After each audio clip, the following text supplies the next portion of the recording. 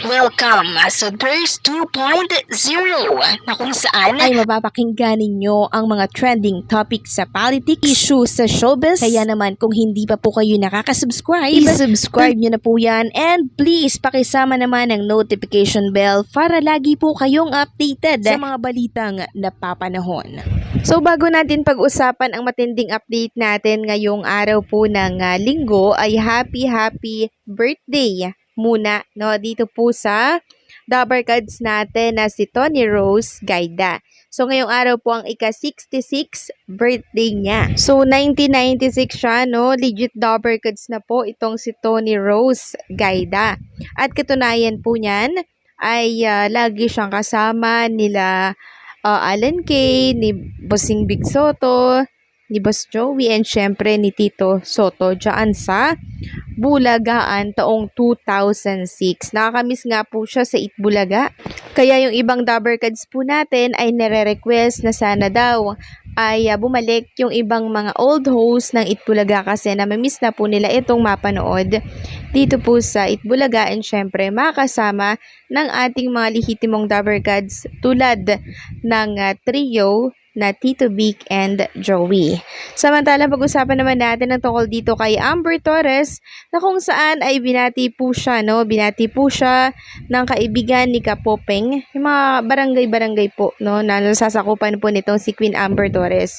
Sabi nga po dito ni Amber, salamat po sa aming punong barangay po, Proud General Trias, Cavite. Sabi dito, congratulations po sa bagong tanghal na grand winner na Barangay Cinema Child Star of the Year ng TVJ Itbulaga na si Queen Amber Torres. May paganto pa nga po sila para po kay Queen Amber. Grabe yung suporta po nilang ibinigay kay Amber, talagang full support ang mga taga-gentry dito kay Queen Amber. So deserve niya po talaga ang manalo bilang Child Star of the Year dito sa Itbulaga, kaya naman congratulations.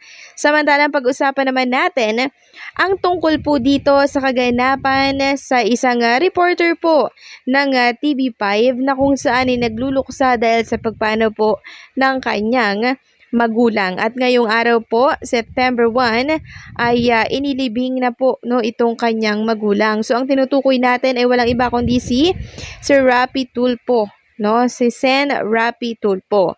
Ayon nga po dito si Rapi Tulfo in action, our Mami Karing was officially laid to rest at the Heritage Memorial Park in Taguig City today, September 1. Ako ay buong pakumbaba at taos-pusong nagpapasalamat sa lahat ng mga nakiramay at pumunta sa burol, nagpadala ng mga bulaklak, nagbahagi ng mensahe ng pakikisimpatya at dumalo sa libing. Sa muli, maraming salamat po. Ito po yung mga picture na kung saan na binahagi ni Sen Rapi Tulfo sa Rapi Tulfo in Action na page. Ito po makikita natin dyan sa Sen Rapi Tulfo na kung saan ay emosyonal na nagsasalita po sa huling sa paghahatid po sa kanyang ina sa huling hantungan. Kami po ay lubos na nakikiramay sa pagpanaw ng ina po ni Sen Rapi Tulfo. Samantalang pag-usapan naman natin ang tungkol po dito sa nakita ko pong post sa Facebook ngayong araw lamang mula po sa isang netizen na kung saan ay galit na galit at nagigilgil po siya dito po kay Tito Soto. So ano po ang dahilan? Ganito po kasi ang naging post niya. Lawyering even at the Senate hearing. Si Tito Soto daw was not ashamed to do lawyering works for Paulo Duterte and Mans Carpio. This plagiarist and comedian was not ashamed to block emotion to send Senator Llanes to invite the two characters in the ongoing Senate probe. Tito Soto did not want the public to have a firmer grasp of a so-called Davao group. Tito and Dick Gordon were not ashamed to conspire just to protect the madman of the South and his immediate family. 2017. Actually, hindi ko po alam yung issue tungkol dito, pero ang naunawaan ko lang po dito ay galit po siya dito kay Tito Soto dahil po sa sinasabi dito na pangbablock sa motion ni Sunny Trillanes.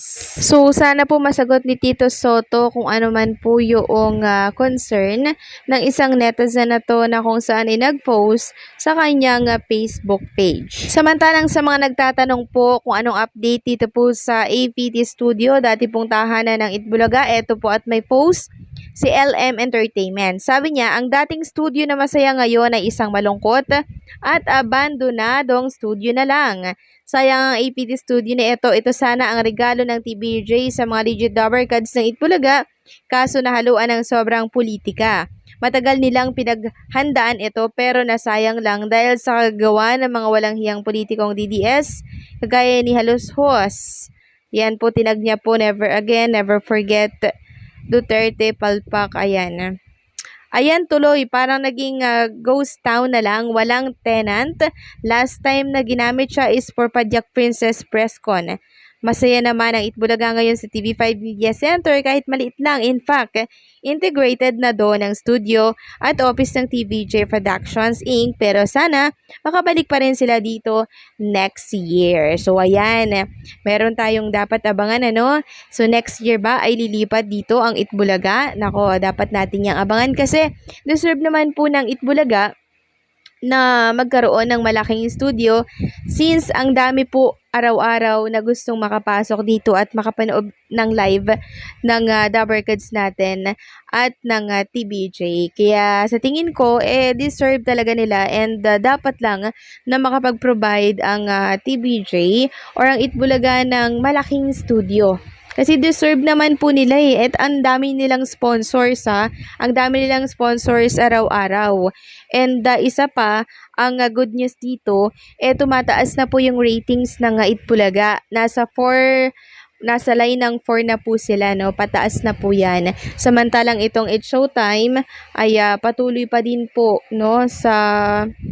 Alam nyo yun, parang struggle is real. Kasi nasa 5 channel na sila, pero still, hindi po nila magawang mapataas yung ratings nila sa isang single channel lang. Katulad ng ginagawa ngayon ng Itbulaga na kahit nasa limited channel sila sa TV5, pero grabe nakikipag-sabayan po sila, no, sa ratings. So nakakatuwa. Ibig sabihin lang nito na marami pong Dabarkads ang nanonood dito po sa TV5 pagsapit ng tanghalian. Dahil gumaganda na po lalo, no, yung mga segment ng Itbulaga and syempre mga exciting na po yung napapanood. And ang dami pong dumagdag na online viewers sa kanila every noon time. Kaya abangan natin next year kung makakalipat sila dito po sa mas malaking studio sa APT Studio.